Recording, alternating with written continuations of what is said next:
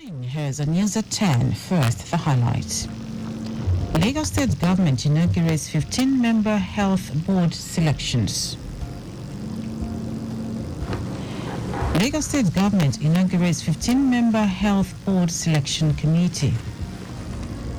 Presidency dismisses report of moving federal capital back to Lagos. On the foreign scene, thousands of people protest over cuts to worker rights in Argentina. And in sport, Super Eagles duo of Troost Ekong Yusuf resume full training ahead 2023 AFCON round of 16 clash against Cameroon. Now the details. Dele Agadumo. The Lagos State Government has officially inaugurated a 15-member health board selection committee tasked with identifying and selecting qualified candidates to serve as board members across various agencies under the Lagos State Ministry of Health. Commissioner for Health, Abayomi, who presided over the inauguration, emphasized that the committee's establishment is driven by the necessity to ensure effective governance and leadership within health sector agencies for efficient healthcare service delivery to Lagos residents. Abayomi elaborated on the position of the newly inaugurated board selection committee, comprising a chairman, a senior civil servant experienced in governance and public administration, and a secretary who is a senior officer within the Ministry of Health with expertise in administrative and legal matters. Other members include representatives from relevant departments within the Ministry of Health, industry experts from the healthcare sector, and an independent auditor or financial expert to outline audit, fiscal and fiduciary responsibilities of prospective board members. Abayomi said the committee is tasked with facilitating the appointment and inauguration of selected board members in collaboration with the Ministry of Health and other relevant authorities.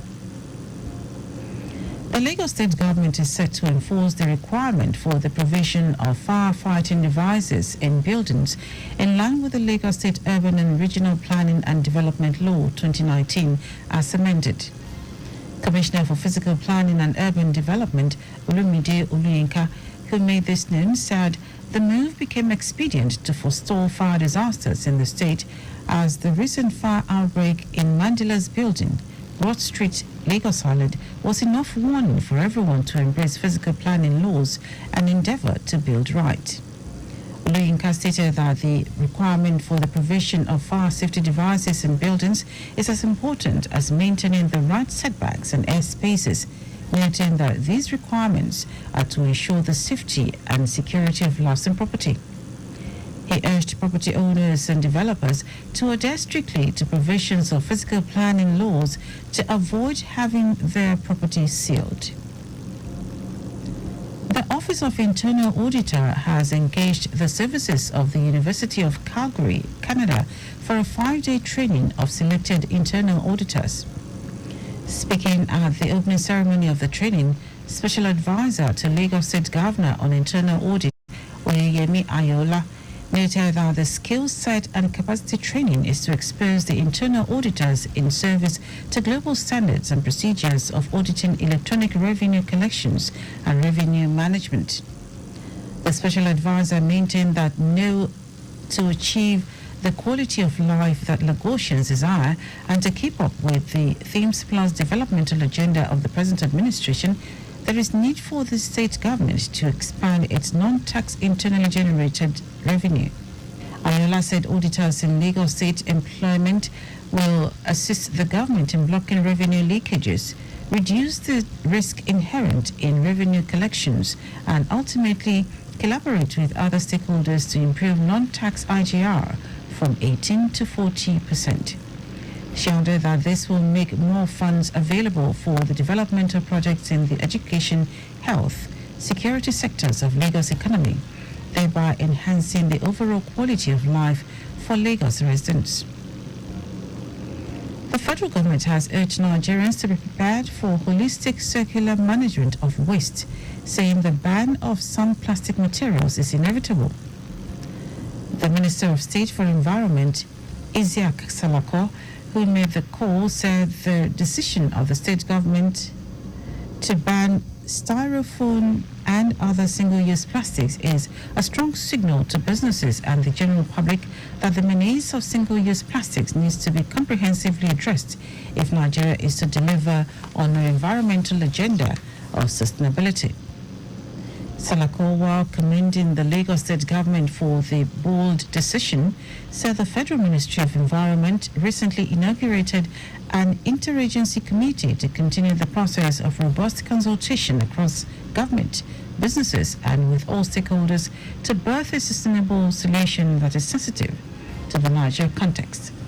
He said the ministry is examining policies and initiatives that will drive the production of alternatives to plastics.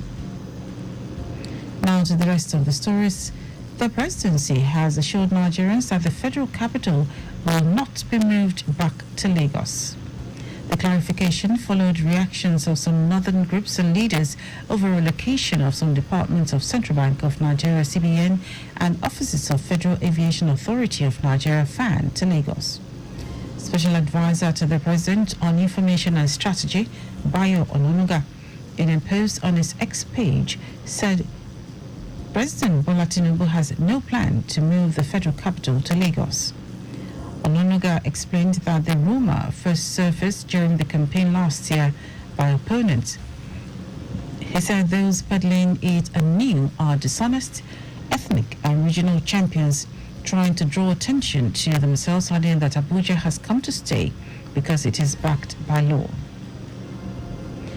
Minister of the Federal Capital Territory, Nyesom Wike, has enlisted the support of traditional leaders to strengthen the fight against insecurity in the Federal Capital.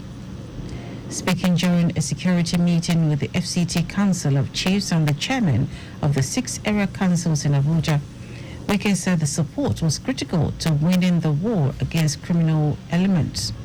He said the meeting was to brief the traditional leaders on what the government was doing to curb the rise in insecurity in the city and the area councils, particularly Bwari, Kwali and Kuje. Wike pointed out that traditional leaders had a huge role to play in maintaining security in their domains and providing sensitive information to security agencies to aid their work. He assured residents that the government was not sleeping but doing everything possible to address the challenges, adding that there is a need for a strong synergy between the government and traditional leaders to win the war against insecurity. The United States Secretary of State, Anthony Blinken, has expressed satisfaction about Nigeria's progress on health, particularly the HIV and AIDS prevention program. He also praised the strides made by the Nigerian government in addressing the COVID-19 pandemic and the response to other infectious diseases. Blinken, who paid a scheduled visit to the Nigerian Institute of Medical Research, NIMR, Nigeria's premier institutes for basic, applied medical, operational and public health research, during his working tour of U.S. facilities in the state, expressed his pleasure at the success of the work at the facility. He described what he saw at the NIMR as a powerful example of the partnership between the United States and Nigeria on public health, noting that it was a reflection of the transition from simply assisting to helping Nigerians develop the capacity to work so effectively themselves as well as for other people. Blinken's visit to the NIMR symbolized the U.S. commitment to supporting Nigeria's healthcare system. The U.S. is a major donor to Nigeria's health sector, and it has invested almost $8.3 billion in HIV and AIDS in Nigeria, with over 1.6 million Nigerians accessing antiretroviral drug treatment. Now to foreign news. Tens of thousands of Argentines have joined protests in the first major challenge to President Javier Milei's plans to slash workers' rights. Large crowds gathered in the heart of Buenos Aires and other cities for demonstrations called by the CGT Union.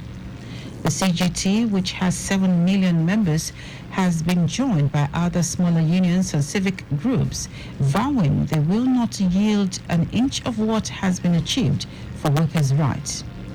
Milei was elected late last year, promising deregulation, deep spending cuts, and the devaluation of the peso. He has also announced his intention to abolish rent caps and remove government subsidies on everyday items. The main rally in the capital was outside Parliament, where politicians discussed Milei's plans to deregulate the economy, slash labor rights, and cut large areas of government to revitalize a country suffering 200% inflation and 40% poverty levels. In our sports, Super Eagles duo of Al-Hassan Yusuf and William Trist Ekong have resumed training with their teammates as the team begins preparations for the round of 16 clash with the indomitable Lions of Cameroon. Yusuf sustained a thigh injury in Super Eagles' opening fixture against Equatorial Guinea. The Royal Antwerp star missed the team's last two group games against host Cote d'Ivoire and Equatorial Guinea due to the setback. Vice Captain Trust Ekong also took part in the session held at the Police College, Cocody. Trust Ekong missed Monday's lone goal victory against Guinea-Bissau with injury. The PAOK Salonika centre-back is expected to be fit for the game against Cameroon. The session was held behind closed doors. The Super Eagles will tackle Cameroon at the Felix Houphouët-Boigny Stadium on Saturday. And that is our news at 10. Just before we go, maintain adequate distance from the vehicle ahead of you to avoid collision. You can follow us and like all our various social media platforms: X, formerly Twitter, Lagos Traffic 961, Instagram, Lagos Traffic Radio 961. Watch us live on Facebook, Lagos Traffic Radio 96.1 FM. On YouTube, subscribe and watch all our previous programs on our channel, Radio 961. Did you know the Sanwo-Olu administration introduced the Lagos Economic Acceleration Program, LEAP, to reduce the effect of the COVID-19 pandemic on small businesses? You can get more details on the Lagos State Government website. To end the news are the highlights of the major stories. Lagos State Government has officially inaugurated a 15-member Health Board Selection Committee tasked with identifying and selecting qualified candidates to serve as board members across various agencies under the Lagos State Ministry of Health. The presidency has assured Nigerians that the federal capital will not be moved back to Lagos.